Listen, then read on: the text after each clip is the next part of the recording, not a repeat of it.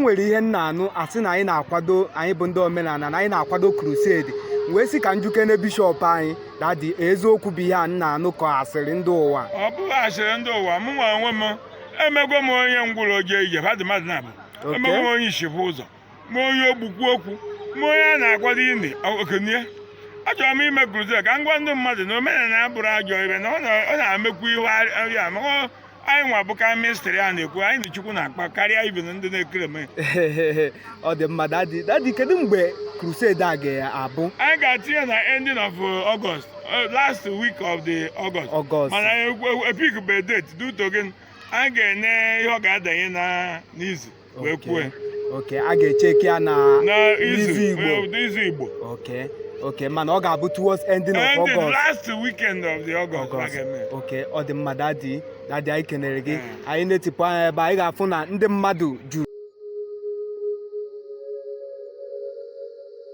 Dadi biko, kedu ihe ị nwere ịgwa anyị n'ihe dị na ụka na omenala? Maka na ejego m ọtụtụ ebe jụọ ọtụtụ mmadụ ajụjụ a, ụfọdụ amala ihe ha sara, ụfọdụ wee sakwa ihe ha sara, mana ndị na-esonyere anyị na-ajụ na-asị na onwe bụ onye kwere ịkọwara anyị ihe dị iche n'ụka na omenala.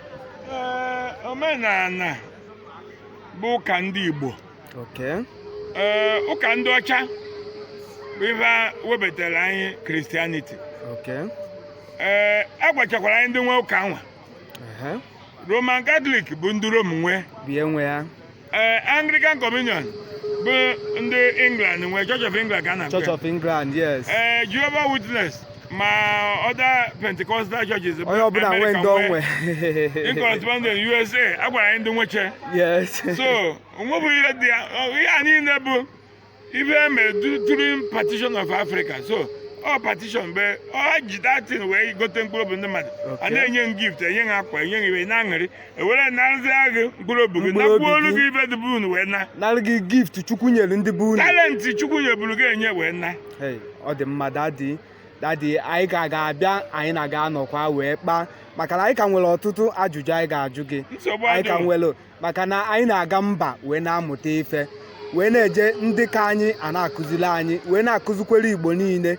Maka na ọ na-adị mma ihe onye na-amalụ akọwarị ya ka ị ghara isi na ịmalụ, maka na omenala Igbo anyị ọ na-anachite n'ike na ebube. Ị na-anya efu na Nnamdi Kanu gwara Igbo go back to your root. Yes. Onye mere and amarụ m ebe o si bịa ụwa nke Mezaya nke Afrịka bụ ọbụ. Mezaya nke anyị fụrụ anya. Mmadụ na-eji ekwu ihe mere na Betlehem, eji ekwu ihe mere na Syria, kwu ihe mere na Lebanon, kwu ihe mere na Egypt, nke mere okirikiri be gị ikwulo ya. O nwere ihe nna anụ asị na anyị na-akwado, anyị bụ ndị omenala na anyị na-akwado crusade, wee sị ka njukene bishọp anyị dadi eziokwu bụ ihe a nna anụ ka asịrị ndị ụwa. Ọ bụghị asịrị ndị ụwa, mụ nwa onwe m emego m onye ngwụrụ oje ije mmadụ na-abụ, emego m onye ishipụ ụzọ, m onye ogbukwu okwu, m onye a na-akwado ini okenye.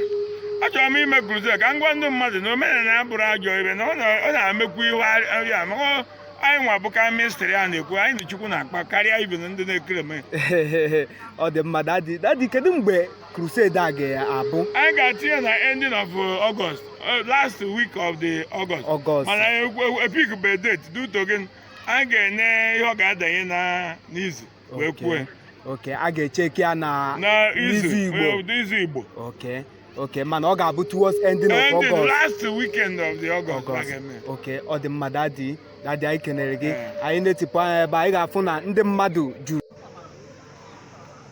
Good evening, sir. Evening. Dadi, anyị kenere gị, anyị fụrụ ka ihe niile si aga ebe a tata. So wee sị ka njukene kedu ihe anyị na-eme ebe a tata, ka Igbo na-esonyere anyị ka anyị nwee ike malụ ihe anyị na-eme ebe a particularly. Nwa okwu ihe ọzọ anyị nachi be isi ọnụma jikọrọ ọnụma onye debe nachi.